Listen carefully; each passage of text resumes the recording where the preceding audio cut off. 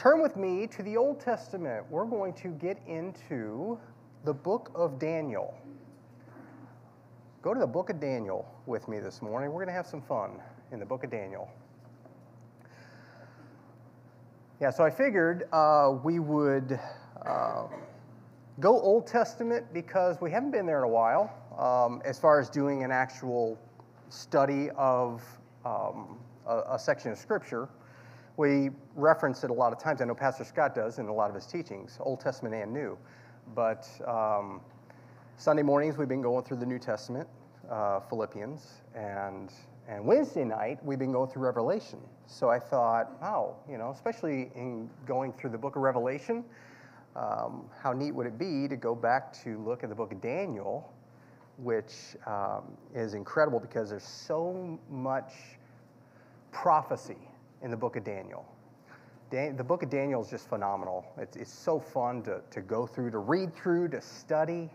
But it has so much prophecy, and especially a lot that looks toward end times, and so I thought it'd be neat to look at this, or a portion of the book of Daniel this morning, especially as we've been going through the book of Revelation on Wednesday nights. So that's what we're going to do. So the book of Daniel, we are going to look at chapter 3 this morning. Daniel chapter 3. So I'm sure many of you, maybe most of you, have heard of this account, of this story of Daniel chapter 3. If you didn't know it was Daniel 3, maybe you at least have heard of Shadrach, Meshach, and Abednego. Yeah? Anybody? Yeah? A lot of people? Most? If you haven't, fine, you're going to hear about it this morning. But yeah, Shadrach, Meshach, and Abednego. I think one thing that is interesting, I think, is sometimes maybe a danger, I think, is when we think of Shadrach, Meshach, and Abednego, I think, unfortunately, a lot of times we think in terms of cartoon, because so many times it's a story that we present to children, which is great. It's part of the Bible, and children need to see that. But a lot of times, maybe when you were young, you knew of it or you heard about it through cartoons, through coloring books, all that kind of stuff, and that's wonderful because that's a way to reach children at their level. I think the danger, though, with a lot of things in the Bible, especially with the Old Testament accounts, Old Testament stories, is so many times I think those stories, they stay in our minds as cartoons, or they very well can, or as coloring book pages. And I think the enemy loves that because we always keep with us that mindset that it's kind of a pretend. It's kind of like a Disney kind of fairy tale thing. When you think about David and Goliath, when you see David and Goliath, you see it in the coloring book. You see it in the cartoon. And so cartoons can very well make us think, wow, that's a pretend. Wow, a once upon a time thing. These are real accounts, though. Real accounts and real history that actually happened 2,600 years ago. We're going to go back 2,600 years to an event, or the time of these events of the book of Daniel. And it's just phenomenal when you read and you study the book of Daniel especially, and all the other Old Testament accounts, but you read them, you study them as they are, historical events where God actually moved in the lives of these individuals. It's phenomenal. It's wonderful. It's very important, too. I think it really is important. So Daniel, the book of Daniel is amazing because just the way it's laid out is neat. 12 chapters in the book of Daniel. The first 6 chapters primarily are historical accounts of the life of Daniel and his friends, what they actually went through when they were in captivity. And we're going to look at one of those accounts. But Daniel 1 through 6 is primarily historical accounts, of what happened in their lives. Now, within those, you're going to see, well, you'll see some of it this morning, but when you read through it, you will actually see some prophecy in that too. But, within the historical accounts. But also what you'll see through the first 6 chapters are pictures, types, and shadows of things to come as well. And we're going to look at those this morning as we go through Daniel 3. But they're pictures, types, and shadows, what we're going to see this morning, of the end time as well, of times of the last days. And so I can't wait to show you those, if you don't already know them. But the second half of Daniel is neat because you go Daniel 1 through 6, historical events primarily, with some prophecy.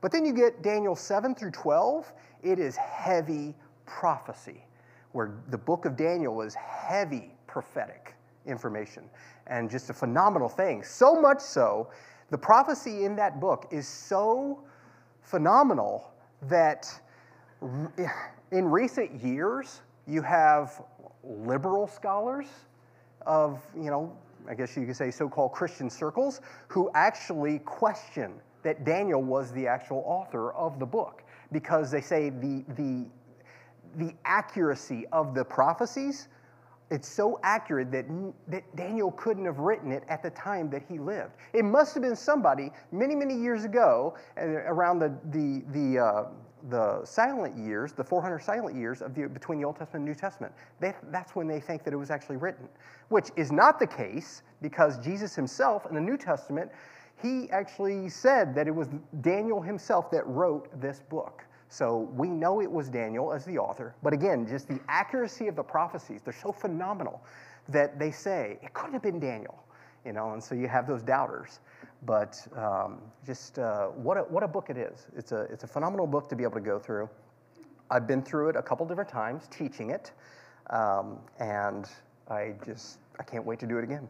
So Daniel 3, before we jump into it, I want to really quickly go over Daniel 1 and 2 and just tell you what those are about, because especially Daniel 2, leading into that next chapter, chapter 3, there are some very important aspects or things I want to point out in Daniel 2 that are going to be important to Daniel 3 as well. But in Daniel chapter 1, what it basically is about is it shows us where Daniel and three of his friends, I already mentioned them, Shadrach, Meshach, and Abednego, those were actually the names they were given, the Babylonian names, when they were taken into captivity. It was Hananiah, Mishael, and Azariah were their Hebrew names, but their names were changed when they went into captivity. And Daniel's name actually was, anybody know that? Belteshazzar. Belteshazzar. Yeah, so his name was changed as well. But their names were changed when they went into captivity. So when they went into captivity, now if you're not aware, or maybe you are, when the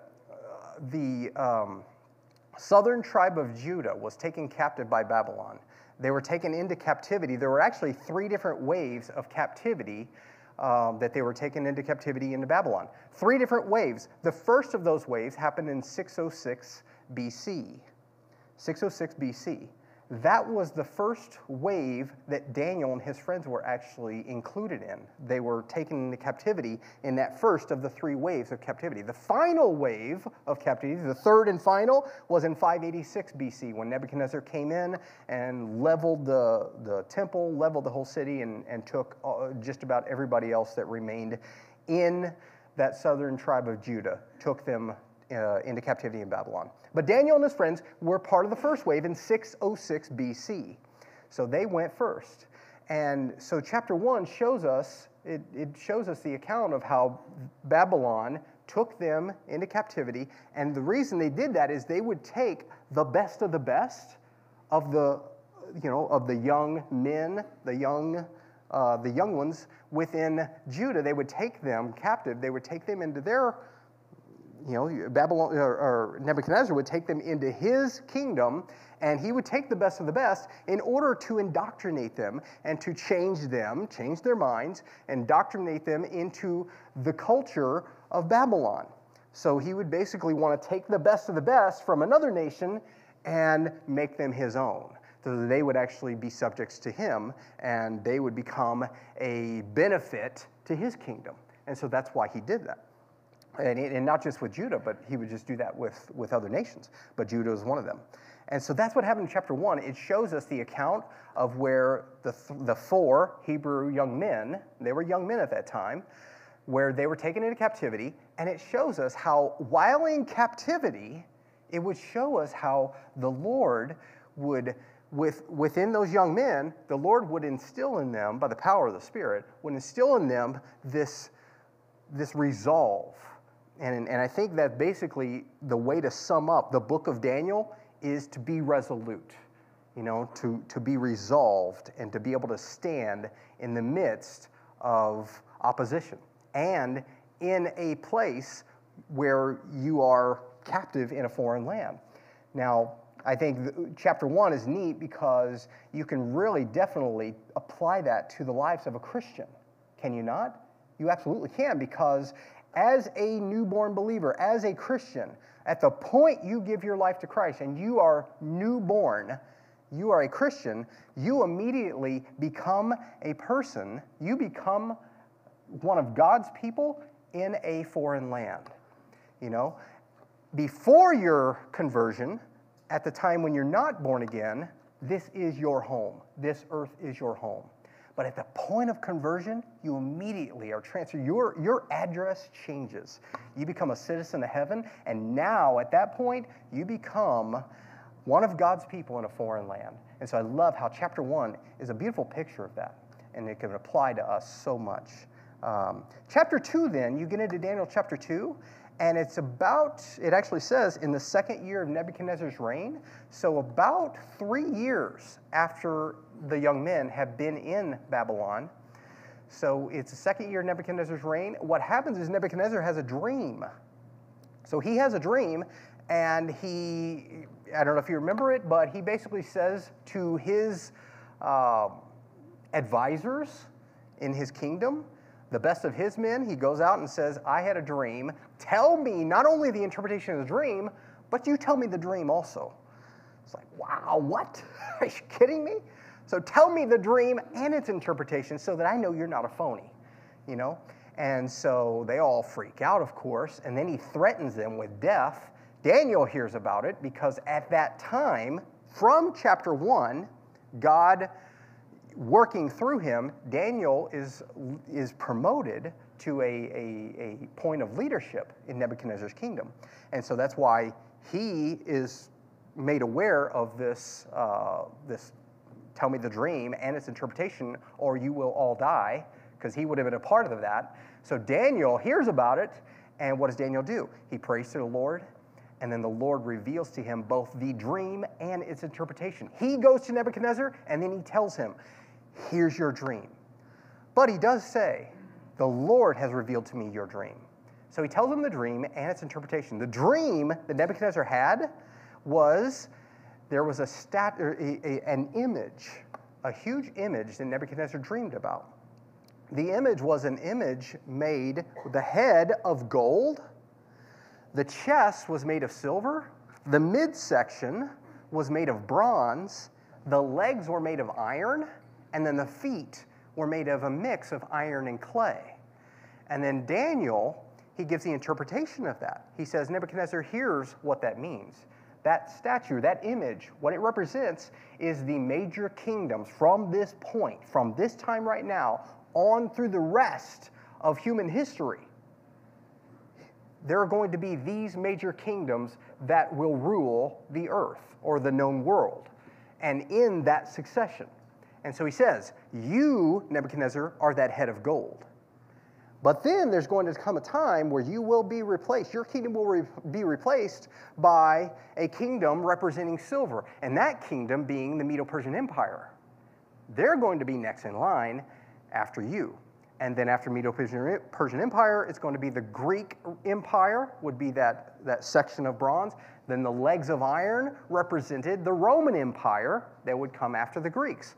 And then we don't have time to get into all the details of those, but the feet of iron and clay would be, which is, I believe, happening now and going to continue to happen in the tribulation period, is going to be a revived Roman Empire.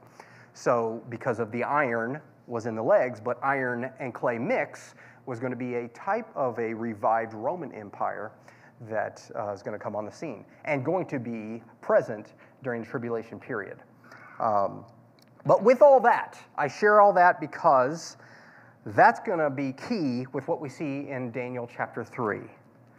And let's look at that now, and beginning in verse 1.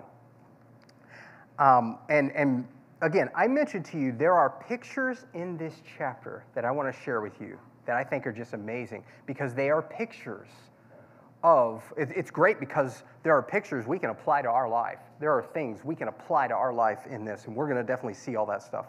That's going to be wonderful. But I love how there are also pictures in this chapter that give us, it's symbols and types and shadows of the tribulation period to come. And I think that's neat. So I'm going to just kind of point those out as we go along as well. Daniel chapter 3, verse 1, it says this. Nebuchadnezzar the king made an image of gold whose height was 60 cubits and its width 6 cubits. He set it up in the plain of Dura in the province of Babylon. And King Nebuchadnezzar sent word to gather together the satraps, the administrators, the governors, the counselors, the treasurers, the judges, the magistrates, and all the officials of the provinces to come together to the dedication of the image which King Nebuchadnezzar had set up. So the satraps, the administrators, the governors, the counselors, the treasurers, the judges, the magistrates, and all the officials of the provinces gathered together for the dedication of the image that Nebuchadnezzar had set up. They all gathered together as they were told. And they stood before the image that Nebuchadnezzar had set up. Then a herald cried aloud, which I think is interesting because he must have really had a deep voice, because he cried aloud, this guy named Herod. A certain herald cries aloud there, which, the only herald I remember knowing, he did have a deep voice. I don't know if that's a thing with heralds, maybe. But anyway, sorry. Couldn't resist. So a herald cried aloud, "To you it is commanded, O peoples, nations, and languages, that at the time you hear the sound of the of the horn, flute, harp, lyre, and psaltery, and symphony with all kinds of music, you shall fall down and worship the gold image that King Nebuchadnezzar has set up. And whoever does not fall down and worship shall be cast immediately into the midst of a burning fiery furnace." So at that time, when all the people heard the sound of the horn, flute, harp, and lyre, in symphony with all kinds of music, all the people, nations, and languages fell down and worshiped the gold image which King Nebuchadnezzar had set up. Wow. So, what do we see here going on right off in the first verse of chapter 3? Now, before I mention what we read, the timing of this is interesting because there are varying views. At a minimum, it's agreed that there are years that have passed from chapter 2 to chapter 3 when Nebuchadnezzar had the dream of the image, right? Gold, silver, bronze, iron, clay. So there were years that had passed from chapter 2 to chapter 3. The Septuagint actually states that it very well could have been up to 16 years that time between the time of chapter 2 and chapter 3. So maybe up to 16 years, but some years had passed, okay? Now, if it was 16 years, okay, we can go with that, which actually would have been around the time of 586 BC, which would have been that last captivity. Interesting.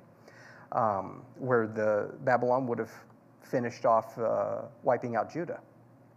But let's say 16 years. There have been some years since that time had passed. Now, look what it says at the end of that time, from chapter 2 to 3. Nebuchadnezzar, he did what? He set up an image. But his image is an image of gold, right? You see that? Entirely gold. Gold head to toe, okay? And it does give us the dimensions. It says 60 cubits by 6 cubits. So a cubit, rough estimate of about 1.5 foot maybe, is a cubit. So on average, so that would make it about a 90-foot tall image or statue. So 90 foot by only about 9 foot wide. So it's kind of a tall, slender thing. But many believe, and it does kind of indicate here that it was at least one of the Babylonian gods that is what the image was of.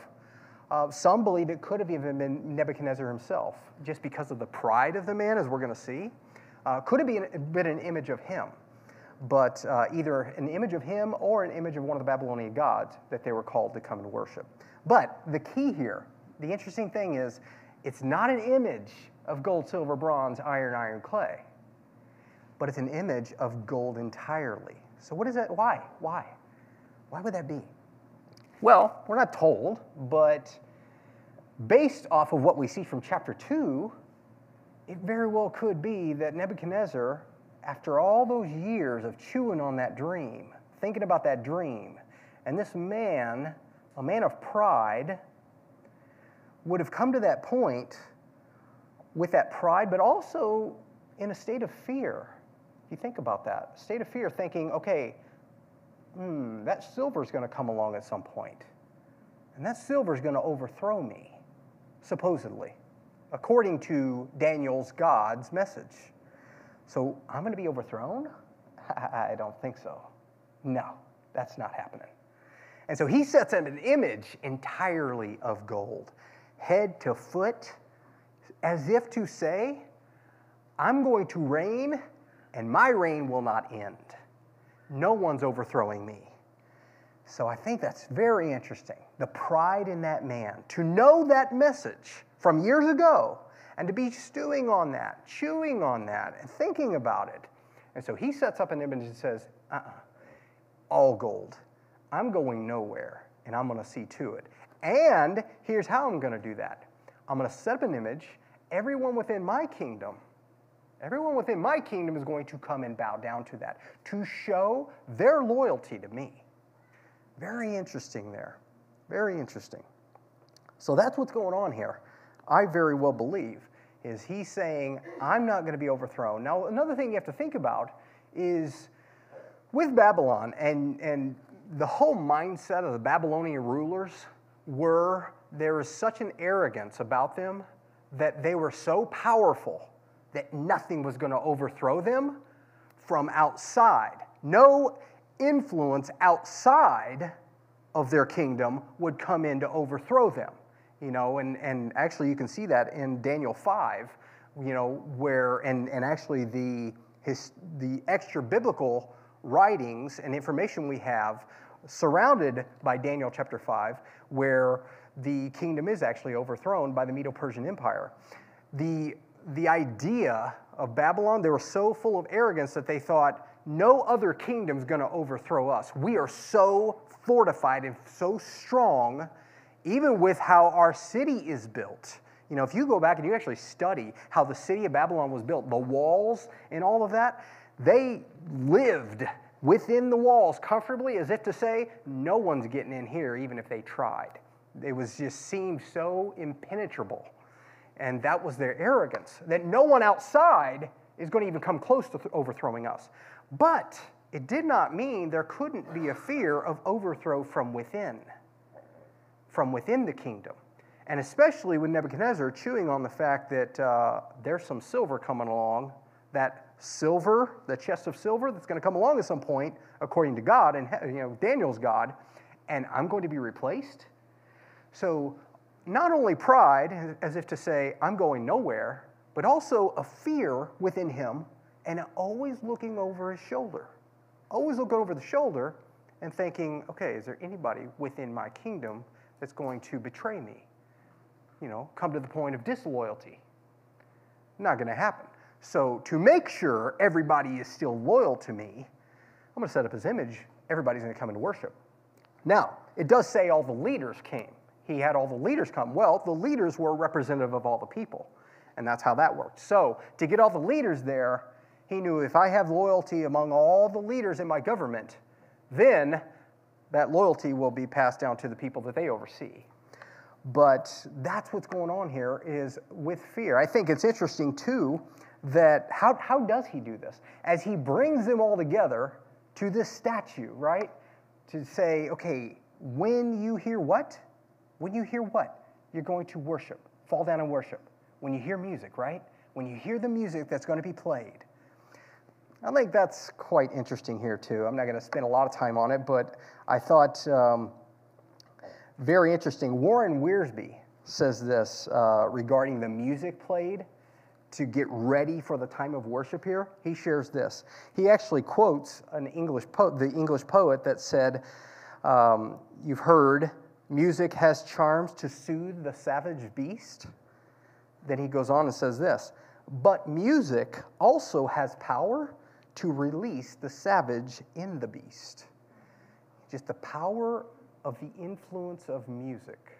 You know, music is powerful. Music can be very influential. Do you know that? I mean, think about it. Just the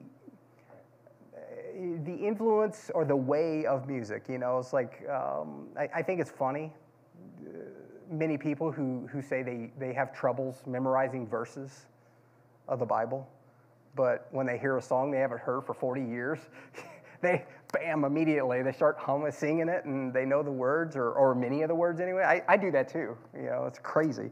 But just how music is, you know, there is an interesting aspect of music where it can be very influential. He goes on, he says this, Warren Wiersbe does, music can be used as a wonderful tool and treasure from the Lord, or as a destructive weapon from Satan. Very true, very true. So I think it's very interesting that music is a factor here, that he uses the music and says, when you hear the music start to play, you better bow down. Or that's that's what Harold says, right? Harold said it. But, so what happens? It says in verse 7, they all come and they worship. What do we have here? We have a test of allegiance, don't we? That's what's going on here. It is clearly a test of allegiance is what's going on. So a test to see, are you loyal to me? Do you realize our enemy does that as well? Who's our enemy? If speaking as a believers, who is our enemy? Satan, but also the flesh, right? And actually we're told three enemies, Satan, flesh, and the world. But especially when you think of Satan and the flesh, both of those enemies, are they not continually relentless? Right? Yes, they are. But they always are testing allegiance. You think about that. Both with Satan and the flesh, the enemy, as the enemy is so eager to pursue and to capture, it's just as eager and relentless in keeping, isn't it? I mean, think about your own experience. Every one of you, I know you're lying to me if it's not true, because I know I'm a person who falls. But you think about that. Have you ever had a temptation that's only once? Have you ever had a work of the flesh or the flesh within us, that sinful nature, that just hits you once and it says, okay, I'm tired now. I'm just going to take a break for a few months or years, and I'll come back later, maybe in 20 years. No, it is relentless, never stops. And then, when we come to the point where we have given in to that, right? When we've given in, then that enemy always demands the continual allegiance, always going to keep coming after us to continue to have that control within us. I think that's very interesting. I love that picture here. That's what we see with Nebuchadnezzar. He's demanding the allegiance. He goes out and says, I want to make sure you are all still with me. You are all loyal, and you will remain so. So, what happens here in verse 7? It shows us they do in fact bow down. Or at least it seems they all do. But we're going to see that that's not the case here in a moment. But as I told you, pictures, right? We have pictures of, the end times. I think the first picture I think is interesting here. Revelation 13:14. Did you know that in the tribulation period, the Antichrist, who Nebuchadnezzar is a picture or a type of here, I think it's interesting that He, the Antichrist, will set up an image during the tribulation period. He's going to set up an image, and he's going to demand worship of that image. And likely it's going to be an image of himself, but he's going to set up an image. It says, Revelation 13:14, and with all the miracles, he, the Antichrist, was allowed to perform on behalf of the first beast, or I'm sorry, this is the second beast, the false prophet, who will be working in conjunction with the first beast, the Antichrist. But he deceived all the people who belong to this world. He ordered the people to make a great statue of the first beast, who was fatally wounded and then came back to life. So, interesting picture there. So, thought I'd share that as our first little picture of the look into the future. Look at verse 8. Let's continue on. So, it says, everybody, all the leaders, they come out as they're demanded, as they're told, and they are commanded, bow down when you hear the music. And verse 7 seems to indicate everybody did, or so it seemed at first.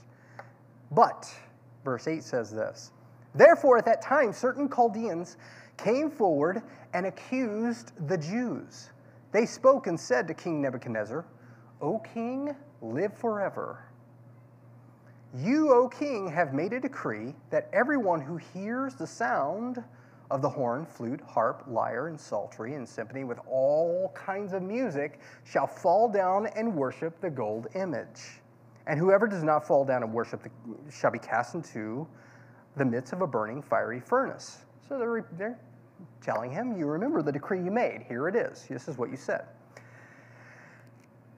And verse 12 says, there are certain Jews whom you have set over the affairs of the province of Babylon, Shadrach, Meshach, and Abednego. These men, O king, have not paid due regard to you. They do not serve your gods. They do not serve your gods or worship the gold image which you have set up. So what do we have here now? So we obviously see that the three, Shadrach, Meshach, and Abednego, these are the Jews they're referring to. They actually mentioned them by name when they went to the king. They see that they did not bow down, right? So we have certain leaders within the group there of everybody there to worship, and they noticed the three Jews that didn't bow. So what do they do here? So they see that, and it's not enough for them. So notice, it's not enough for them to just see that and say, well, they're on their own, they're doing their thing. Stinks to be them, but I'm doing what I'm supposed to here. So you're on your own, guys. That's not enough for them, is it? It's not enough. But what do? They run to the king, right? They run and tattle, right? They turn him in, right? That's interesting. Did you know, I mean, have you seen in your life, or just in general, have you seen in our society, you know, it's not enough for non-believers, godless people. It's not enough for them to just do their own thing and let the Christians do their own thing. You know, it seemed like in our country there was a time for that, you know, a little time back, where there was at least that kind of a respect, like, okay, you do your thing, I'll do my thing. I don't agree with what you are doing, I don't agree with what you're doing, but we'll agree to disagree, right? You know, that's been like, that was like that for quite a while, it seemed, in our society here in our country, okay? Why has that changed? Because it very well seems like that's not the case anymore, doesn't it? Have you noticed that? Yeah. It's not the case anymore. Why is that? It's like nowadays, and this is what we see here. This is exactly what we see here. It's not enough for Shadrach, Meshach, and Abednego. You do your own thing. I think you're going to be in trouble personally, but I'm doing my own thing, and I'll just, you know, here we go. Fine, I'll leave it to yourself, and we'll agree to disagree on what we should be doing here. But that's not what happens here, right? It's not enough that they just mind their own business and do what they think is right or wrong, or right, and they're doing wrong. But they're like, okay, we're going to bring them down. I don't like that. It's like a jealousy there, right? A jealousy. And where does that come from, by the way? Well, they're being fueled by the flesh, encouraged by the enemy. That's what's going on here, That's that spirit. But that's the same thing we see in our society today. It is absolutely the same thing. It is not enough anymore for you to go out and live the Christian life and an atheist or just a non-believer just let you do your thing. You go witness to them, and they just say, I'm sorry, I don't want to hear that. You go ahead and do your thing, but I'm just going to agree to disagree. Let's move on. Let's go our own separate ways.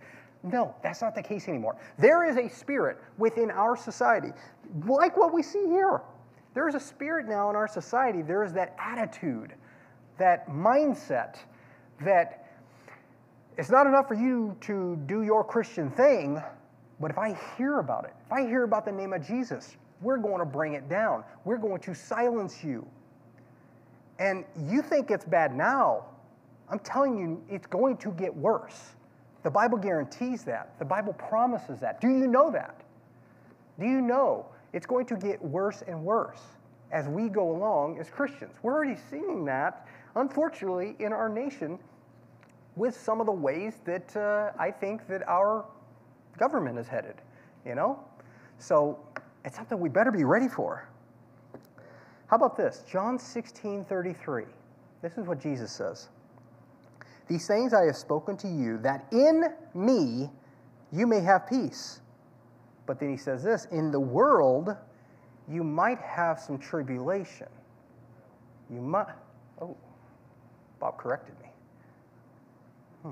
What does he say? You will have tribulation. You're guaranteed tribulation. But be of good cheer, I've overcome the world. Thank the Lord that he finished with that, right?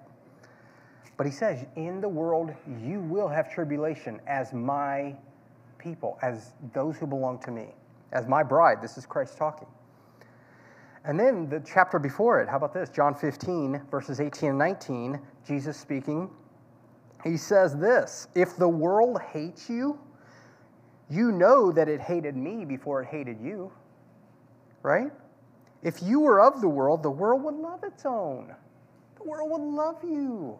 The world would embrace you, buy you a Coke. We'd slap high fives and be friends together. Yet because you are not of the world, but I chose you out of the world, therefore the world hates you. Did you know that? The world hates you, or should hate you. How about that? The world should hate you. Does the world hate you? Oh, I don't want the world to hate me. I'm one of those that just has to be liked by everybody. There's a problem there. There is a problem there. Think about this, because it's something we have to be aware of. We have to be ready for. Living godly in a godless world is going to cause difficulty. There's going to be difficult and troublesome times. If you are godly in a godless world, and as Christ promised, he said, the world will hate you. Now think about this. If you kind of do a little self-examination and you think, you know what? Seems like the world, or at least my world that I'm a part of, work, things I go do, people I interact with, the non-believing aspect of the world that I'm a part of, you personally. If that part of the world loves me, as far as, things we do, connecting, bonding, living together, things we have in common, that kind of thing. I'm not talking about being respectful and all that. Sure, we definitely want to love. But when it comes to what we believe and the world loves me, what side of the equation are you on there? If they hate Jesus, okay? If they hate Jesus and they love you, you got to think you're on the wrong side of the deal there, right? Kind of a battle going on. I like to think of it in terms of like a battlefield. If I'm in a battle and I'm over here, loving the world, and we're going and we're connecting and we're all right, I'm on the wrong side of the battlefield, right? That's a problem. That's something we have to realize.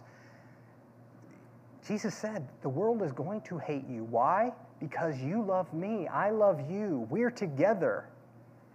So, very interesting. We have to be ready to accept that. I would say even embrace it. No? I mean, we need to be ready to even embrace that. That's tough, but it's true. What's the alternative? What's the alternative to it? If we're not ready to embrace that idea, as tough as it's going to be, I'm not standing up here to say it's going to be easy to be hated. I mean, I don't want to be hated. I don't want to be hated. But I have to accept and embrace the idea that I'm going to be hated. Why? Why should I accept and embrace being hated? Because I'm loved by God. Because I'm with Him. And I know, and how about this idea? Boy, that's tough. Boy, I have to go, just the rest of this time on earth and be hated and continue to go day by day and day. Is it going to matter 300 years from now? 300 years from now, is it going to matter at all how much people called you names? How much people gave you dirty looks? Think about that. Or 500 years, or 1,000 years, or 2,000 years. Right? Something to think about. I think another picture, another picture I do want to share with you that I think is interesting, with pictures of the tribulation period. Matthew 24, Jesus gives these signs that the Jewish people should look for during the tribulation period. Matthew 24:10 says this, and then many will be offended, will betray one another, and will hate one another. So another sign, or a picture here of what's going on with these leaders, Babylonian leaders, being jealous and turning in and turning on the Jewish men who wouldn't bow down. It's just another sign of what we're going to see at such an elevated level, such a terrible level like never before in the tribulation period.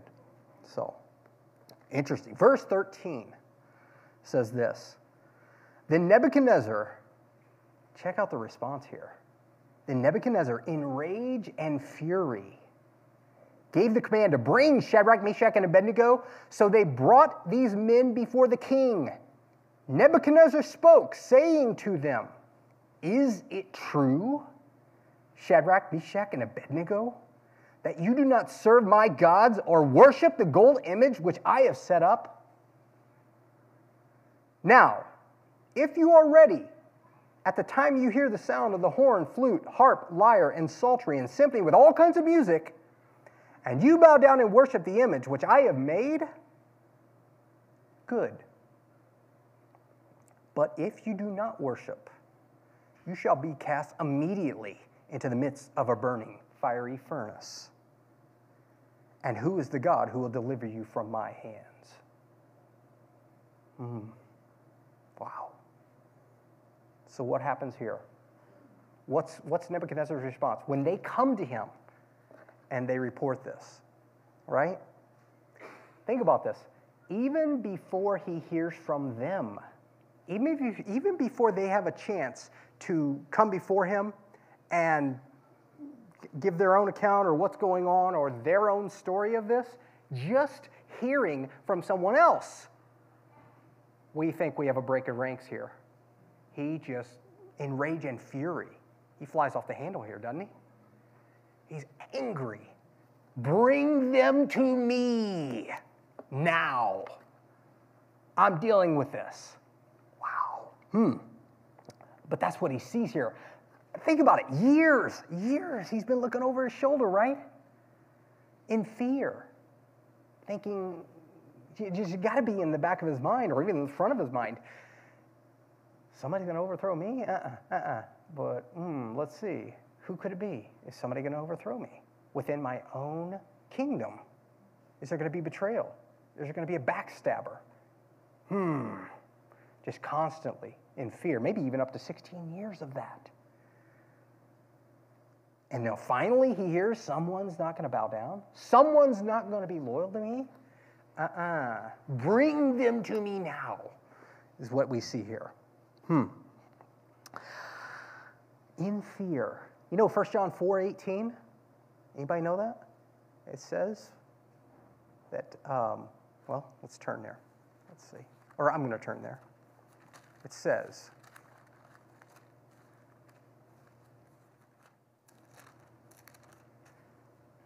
there is no fear in love, but perfect love casts out fear.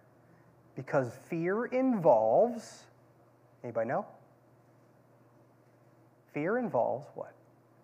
Torment. Yeah. I think it's interesting, a little side note, but, well, I won't go there. It takes some time. It has nothing to do with this account, but this story, so I'll just, rabbit trail I'm going to avoid. Forget it. So, well, okay, real quick. It's funny. It's funny. So it's fun and funny. Melissa and I, we went to a bed and breakfast for our anniversary here recently, and it was really funny. We went down just south a little.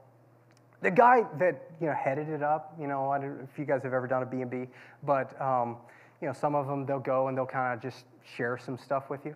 And the guy was really nice. He was great, but he'd we joke about it, but what he would do is he would kind of give us a little trivia, but it was like really weird because he would just set you up for failure almost. He would be like, he would tell us about it was in St. Genevieve, it's, historical and down there and all that. So he would say things like, yeah, in 1810, this building next door was, built by, and then he would look at us. Just things like that. He would like, as the settlers came in, they were led by. We're just standing there like, I don't know. And then he kind of like, you don't know this? Like, it's just, he would kind of fill in the blank, but he would not give you any kind of information. Plus, it didn't help that I didn't know any of it. But, so now we just kind of joke about that. It's like we just have these obscure things like, Melissa, the other day I was thinking about, and then, so we play around with it. But it made me think of that because I said, perfect love casts out because fear involves. And if you don't have the verse in front of you, you're like, oh, I don't know. Gosh, somebody else answer him, But anyway, fear involves torment, okay? So, but think about that. So maybe up to 16 years of fear, Fear in this man. Looking over his shoulder. That's got to be torment, Torment just constantly. Thinking about who's going to stab me in the back here. So yeah, he's flying off the handle when he hears, okay, I got a threat now? No. So he brings them to him and is going to deal with it, right?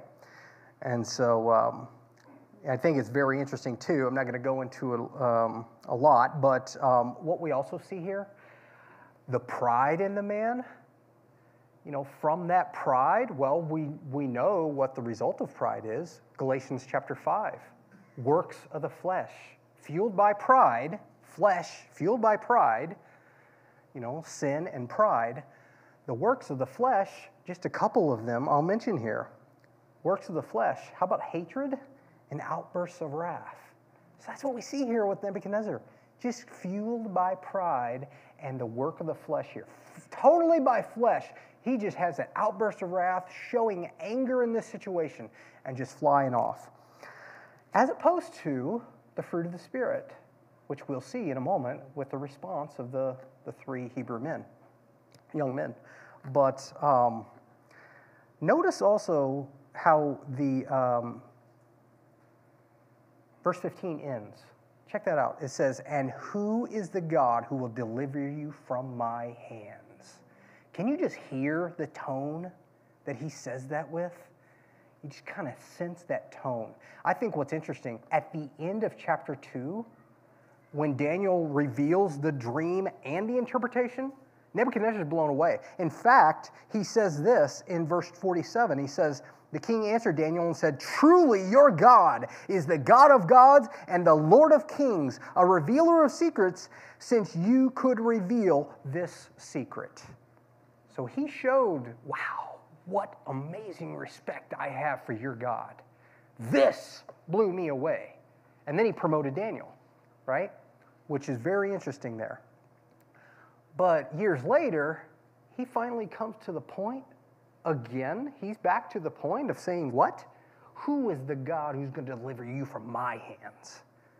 Think about that, boy. So he has a moment of reverence for God, right? He has a moment or a period of time where he reverences God, but it doesn't stick and it doesn't stay. And it's eventually replaced with pride, and eventually comes to that point again of pride exalts, right? So he's exalting himself again, right? That's something we better watch too. Do you realize that? In our lives, if we only have moments of reverence for God, even if they're genuine, if we only have moments of surrendering to him and seeing how mighty God is, as great as that is, to have those moments, if they're only moments, and then we just go about our lives and eventually as if that didn't happen, and we don't stay in that moment as far as making it a continual walk, if we don't do that, what's going to happen? The pride within us, remember I said, the pride's relentless. The flesh is relentless.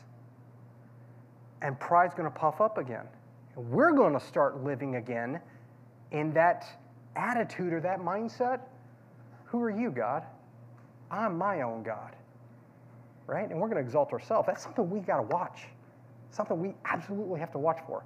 All the importance of continuing to walk in that attitude of just fear, reverence, respect, and love for God.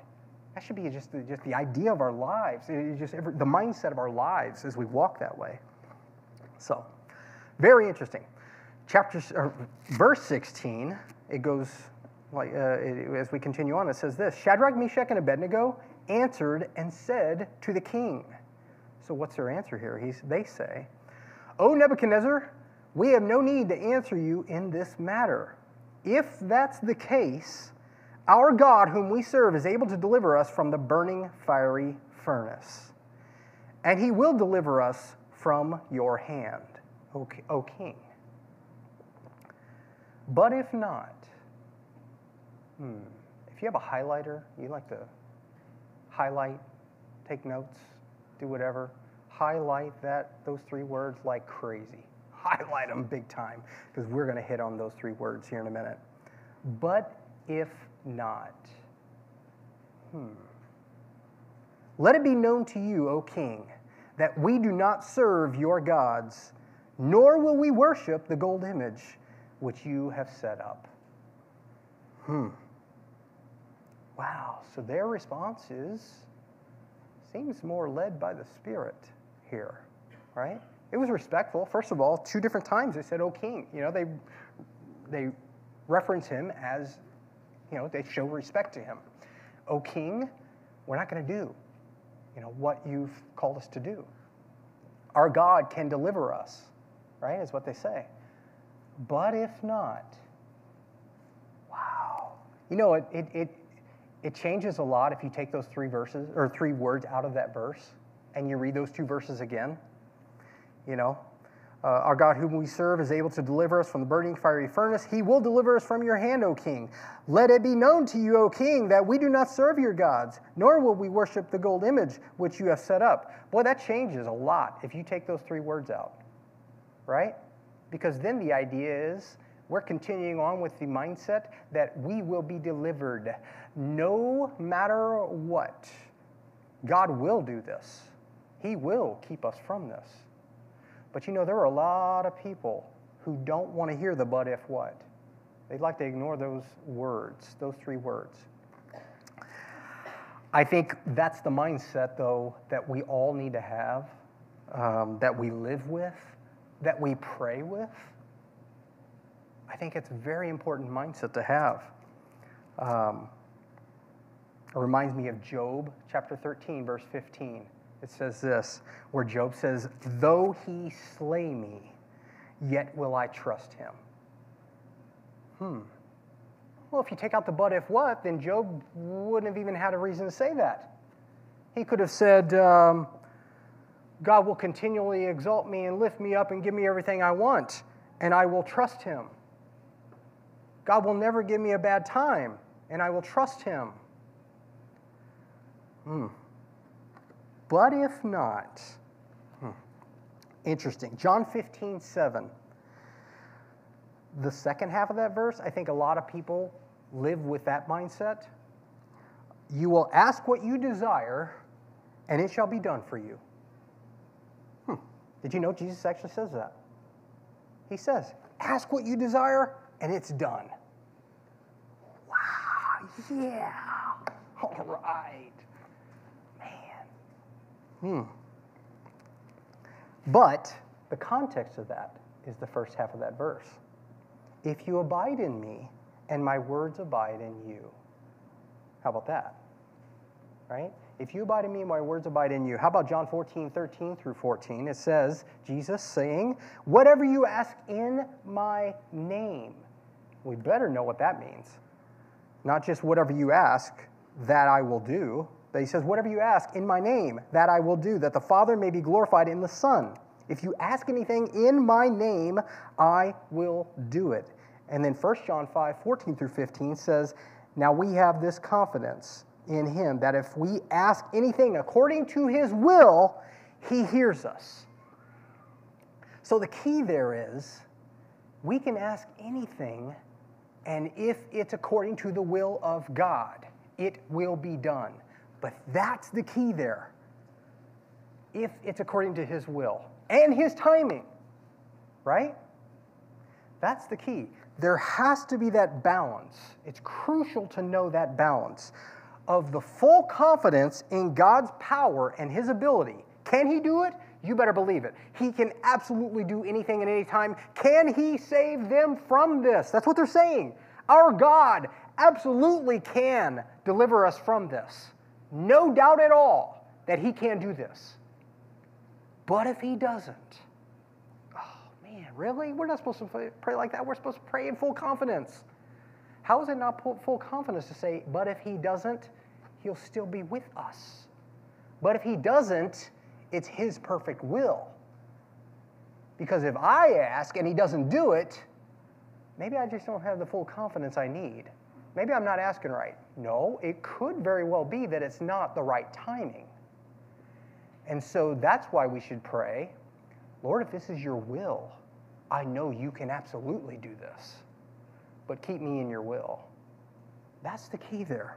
And I think that's interesting. The three words there, but if not.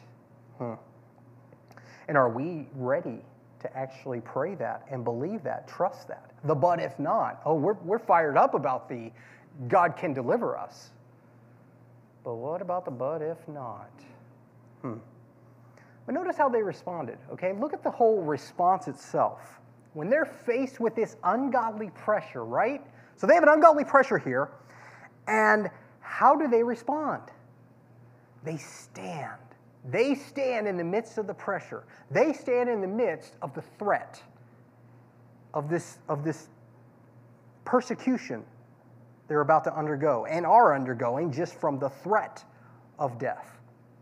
Okay? They stand in the midst of this, right? But they do it respectfully. Do they not? Yeah, they're not in his face. Yeah, you know what? You can't touch me because I'm a child of the king and nobody's... No, there's no disrespect here.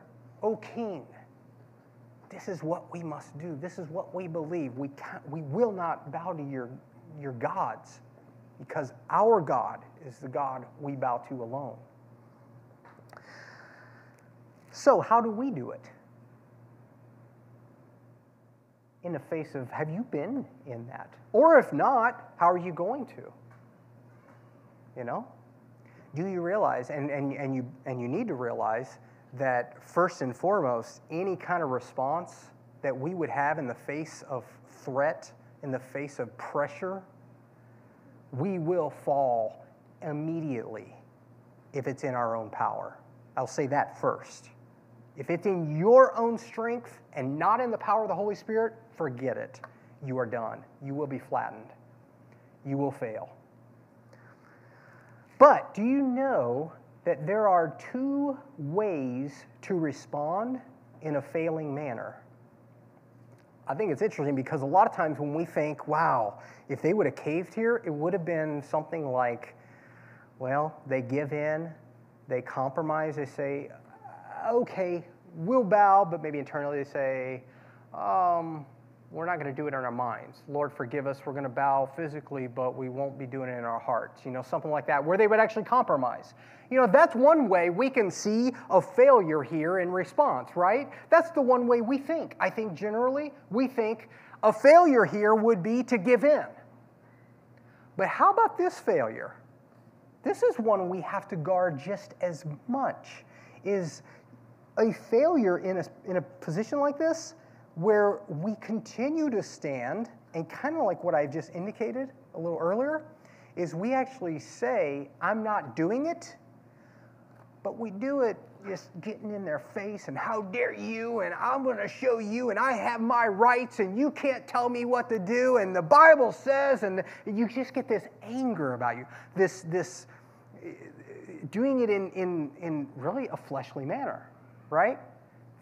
Is that not also a way to fail, right? I love 1 Peter 3:15. I want to turn there real quick, and I want to share this with you. 1 Peter 3:15 is wonderful, and I think it fits wonderfully with this situation here. It says this, but sanctify the Lord God in your hearts. That's key, that it starts like that. Okay, I don't know if you know that verse starts like that, because here's the rest of the verse that maybe you have heard. Always be ready to give a defense to everyone who asks you a reason for the hope that is in you. But first, sanctify the Lord God in your hearts. Then you will always be ready. How fitting is that? Not in the flesh, but in the Spirit. In the power of God's Spirit. Sanctify the Lord God in your hearts, and always be ready to give a defense to everyone who asks for a reason for the hope that lies in you. But that's not it. That's not all. Look how he finishes it.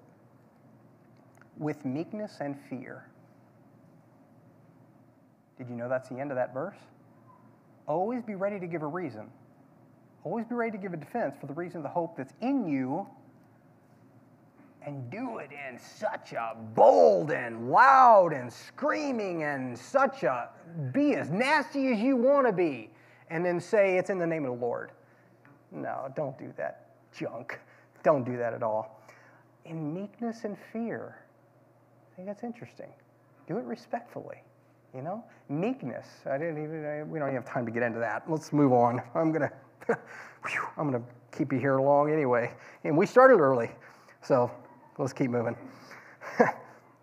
But I think another picture here, Revelation 13. You read. I shared with you verse 14.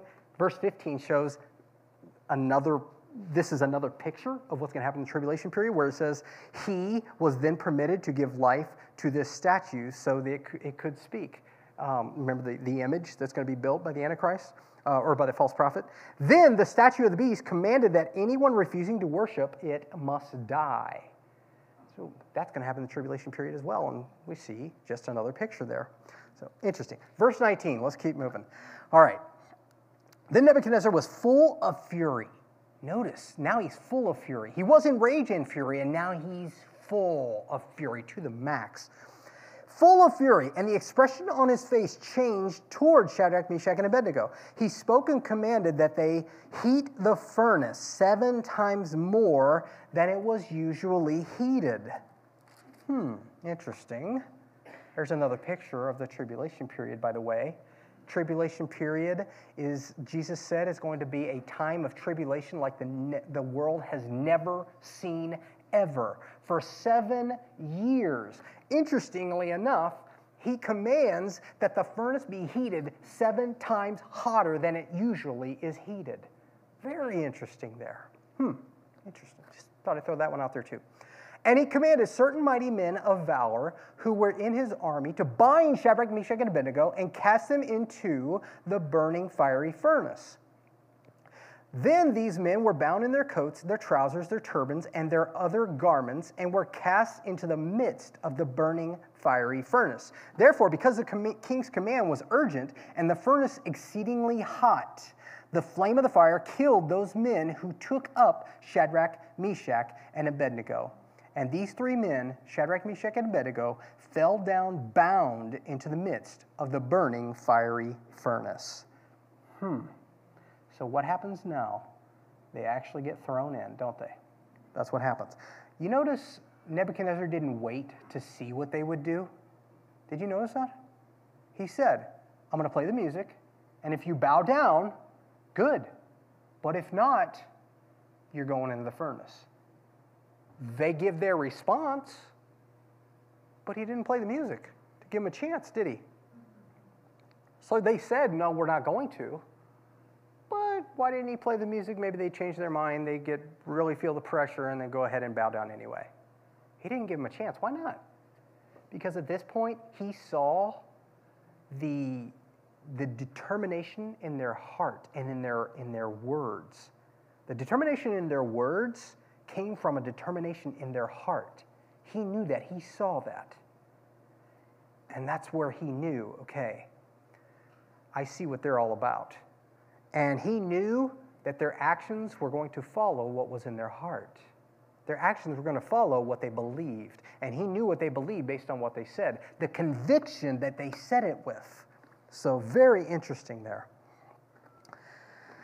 So they're bound, fully clothed, right? Fully dressed. That's key because that's going to be a picture I want to show you here toward the end as we get ready to wrap up here. Bound up and fully dressed, thrown into the fire. And I think that's to kind of help them, maybe to make the burning go a little longer. I don't know. But very interesting.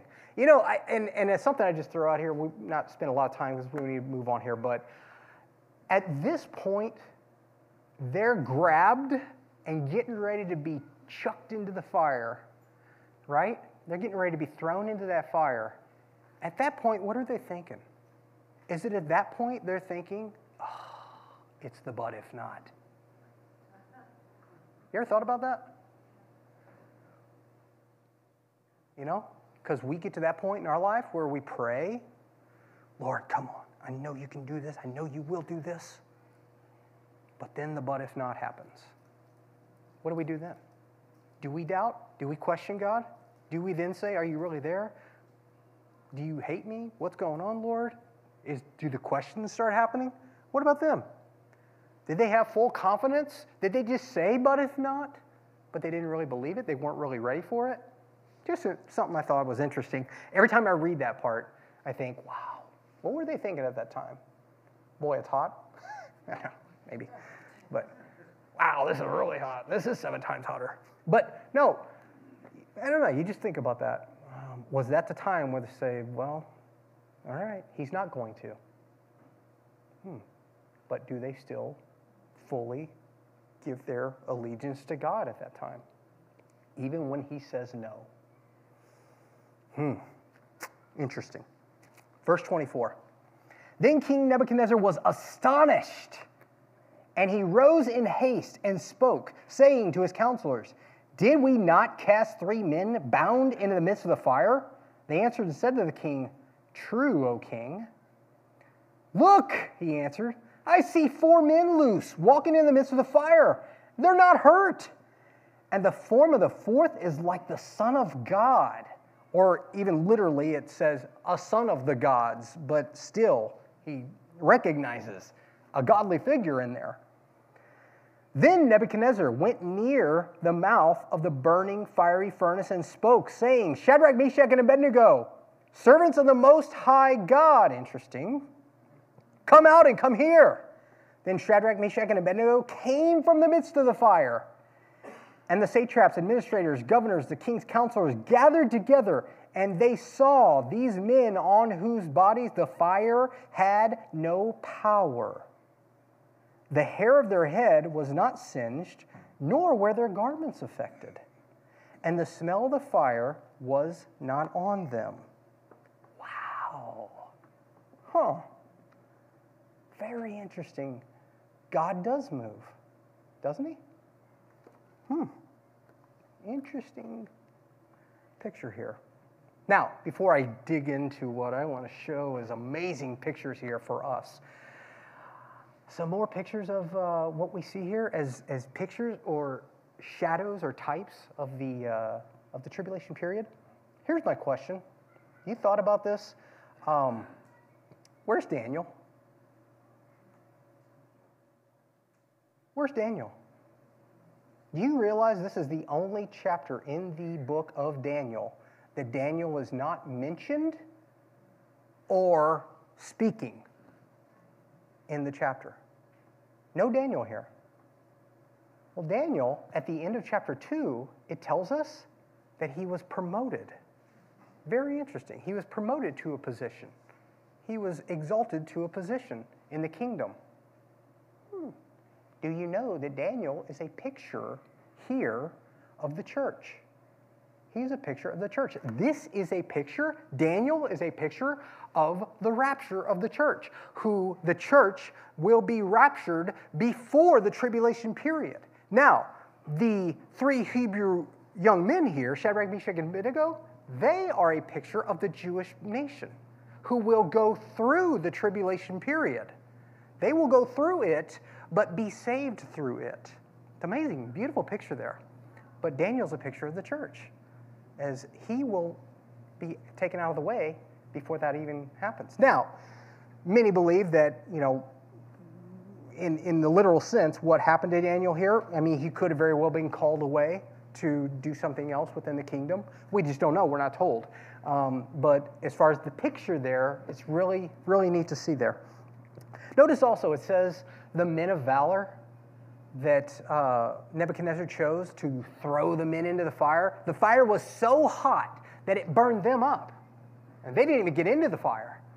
I think it's another wonderful picture of how in the tribulation period, so many, well, we know definitely by the end, but the ungodly will not last through God's wrath, but only the godly. So just a neat picture there. The best of men on earth will not last through God's wrath. So very interesting. Just thought I'd share that. But what do we see here? We see the answer God gave them as to will he deliver or will it be not? Does he deliver? Yeah, he delivers them, but he delivers them through the fire. How about that? But do you realize also, this is what I love, when I see it, he delivers them from the fire as well. He delivers them from the fire through the fire. How about that? That's how God always works. He will deliver you through it and deliver you from it as well. Not from in the sense of keeping you away from it. He will deliver you from it in the sense that it will not drop you. It will not bring you down. When God is with you in it, and that's another picture we see here, right? In the midst of that fire, God was with them. As he's with us through the fire of the trials we go through, he takes us through it and keeps us from it, in the sense that we're not destroyed or defeated by it. I love that. I love it. I love it. I love it. Can God certainly keep us from trials? Yeah, absolutely he does. I can show you pictures in the Bible where God keeps his people from certain trials, certain troubles that could have occurred. There are those examples. But so many times, God takes us through it or allows us to go through our trials. And I know Pastor Scott shared this wonderfully, just recently in one of his studies. But God will allow us to go through trials for a wonderful purpose, for the purpose of drawing us close to him, keeping us close to him, relying fully on him, knowing that he's in control and we're not. It can be to draw us close to him because we're not walking with him, as we need to be. So many reasons, Very interesting. How about this? Here's my question. The Lord was with them in the fire, right? Did they know it? We're not told they knew it. We're not told. I've looked a couple different times to make sure I didn't sound like a fool up here. They did not know. We're not told that they know it. Did you know that? They didn't. I don't see it in here where there's an indication that they knew the Lord was with them. Could they have known? Yeah, they could have. If they knew he was with them, the picture we can take out of that is beautiful. Because in trial, we can take comfort in knowing that he is with us through it as well, when we know he's there. But what about if they didn't know? Are there times when you go through trials and you just don't know that God's there? You don't sense that God is there? Boy, this is tough, and let's just get real. Sometimes where we just question and we wonder, we get weak, and it's like, wow, this is so hard, and we struggle because maybe we don't even realize God is there. It doesn't seem like God is there if we really get true and get serious here. Have you ever had those times? It just doesn't seem like God's there. You know what? The beauty of it is, whether you realize he's there or not, he still is. That's remarkable. That's wonderful. He's there and willing to be there even if you don't know it or you don't feel it. That's what's amazing about our God. He still promises to be there with us. It doesn't matter if you know it or if you feel it, you get the goosebumps knowing that he's there with you or whatever. It doesn't matter. He still promised to be there with you, to carry you through. But you know what I think is wonderful too? Whether they knew it or not, who did know that he was there with them? The ungodly. Do you see that? That's the only way we know here, is the ungodly pointed it out. I wonder if there's a way I can try to apply that to our lives anyway. Maybe not. Let's move on. Now, there is. Yeah. The ungodly see it. The ungodly see when God is in the trials that we face. The ungodly should see it. Maybe I should put it that way. When you face trials, when you get to a point, if you haven't already, right, remember, it's guaranteed, look for it, it's coming. When you face persecution, it's coming if you belong to him. When you get to that point, or if you have already, will the ungodly world see that God's with you in it? I love that picture there. And then the last thing I want to share here, as far as this section. How about this? I love this. I love this picture here. I love it. I love it. Notice as the men go through the fire, right? They go in bound, right? They're bound. It says they're bound up. Then through the fiery trial, the only thing that burns away are the ropes that bound them. You see that? How do you know that? Well, they come out with their clothes, so it wasn't really the clothes that bound them. They were bound, though. It says they were bound and fully clothed, okay? But we know they were unbound within there because they're walking around. They're moving. They're free to move in the fire with the Lord. So think about that again. They go in bound, and when they come out, the only thing that burned away was the thing that bound them up. I love that. I love it. Because you think about when we go through trials, or before we go through trials, before we go through troubles, what can bind us? What are the things that can bind us up? Think about it. Anything that can keep us from God. Anything that can keep us from our full devotion to God. Sin, distractions even, just distractions, things that just make us busy. They keep us from fully giving our attention to God. Those things can distract, that can be the things that bind us and keep us from fully walking with God, giving ourselves fully to Him. But God can also allow those trials in our life to burn those things away. So that when we come through with Him, when we come through that trial, it's going to burn away that stuff that kept us from Him. Should anyway. That we just draw closer to Him. I love that picture. I love it. It's wonderful. Psalm 66, I want to share this real quick. Psalm 66 says this. Psalm 66, verse 8. Oh, bless our God, you peoples, and make the voice of His praise to be heard, who keeps our soul among the living and does not allow our feet to be moved. For you, O God, have tested us. You have refined us as silver is refined. You brought us into the net. You laid affliction on our backs. You have caused men to ride over our heads. We went through fire and through water. But, get this, but you brought us out to rich fulfillment. I love that. And I think the New Living Translation actually says it this way. I think it's that version. It says, you brought us out to a place of great abundance.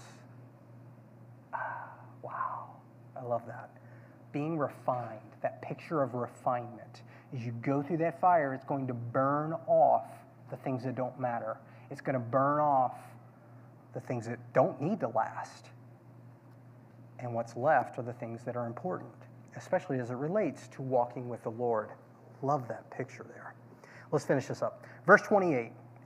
Nebuchadnezzar spoke, saying, Blessed be the God of Shadrach, Meshach, and Abednego, who sent his angel and delivered his servants who trusted in him. And they have frustrated the king's word and yielded their bodies, that they should not serve nor worship any god except their own God. Therefore I make a decree that any people, nation, or language which speaks anything amiss against the God of Shadrach, Meshach, and Abednego shall be cut in pieces, and their houses shall be made an ash heap, because there is no other God who can deliver like this. Then the king promoted Shadrach, Meshach, and Abednego in the province of Babylon. Wow, so what an ending. How it finishes there. So Nebuchadnezzar promotes the men, right? Promotes them. Matthew 5:16. I want to share this. Matthew 5:16. Let your light so shine before men. How about a way to sum this up here? Let your light so shine before men that they may see your good works. And what? Glorify you? No. Glorify your Father in heaven. And that's what we see Nebuchadnezzar does here, doesn't he? Wow. What a beautiful thing there. It's really neat. Nebuchadnezzar's words at the end here. Look at that again, as he says in verse 29. There is no other God who can deliver like this. Wow. That's tremendous. What a way to finish. And another picture, which I think is interesting, is you see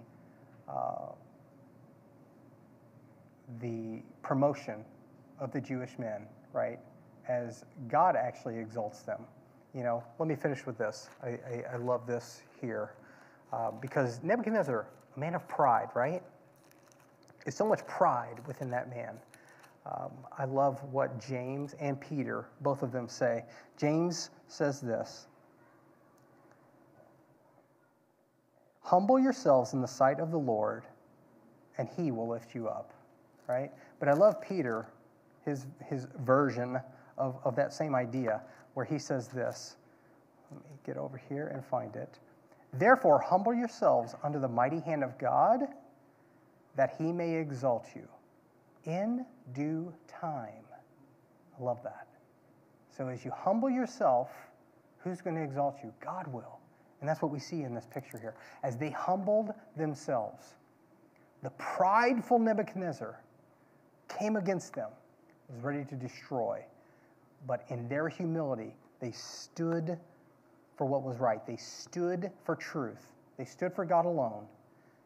And as a result, God exalts them, right? As they're promoted. In a real sense here, we see the promotion of the men as a result of that. I love that book. I love that whole book, well, the chapter, but I love the whole book too. But what a picture. What a wonderful picture there of just being resolute, being willing to stand in the midst of pressure. But again, it's not by our own strength, because again, we'll fall. We will fall in our own strength, but it's by the power of God's Spirit. And we have to be ready now. If we are not ready for that time now, we need to get ready now, because you do not get ready for a battle in the battle. Makes sense, right? Yes? Yeah, absolutely. You don't get ready for a battle in the midst of it. You know, you don't go into a battle and, well, I've never picked up a sword. I've never fired a gun. No, absolutely not. That's ridiculous. So why do we wait to get ready for our spiritual battle in the midst of it? You're going to fail. You're going to fall. So don't do it. Call out to God. Be walking with Him. Get into the Word, prayer, so that when this comes, it's guaranteed. When this comes, we're ready to stand. Because otherwise we're going to fall. And how do you know when it's going to come? Well, okay, I'll start getting ready. Maybe this week. You don't know. It could happen today where you're faced with a pressure situation. Be ready now. Get ready as soon as possible. That's the point. Stand with me.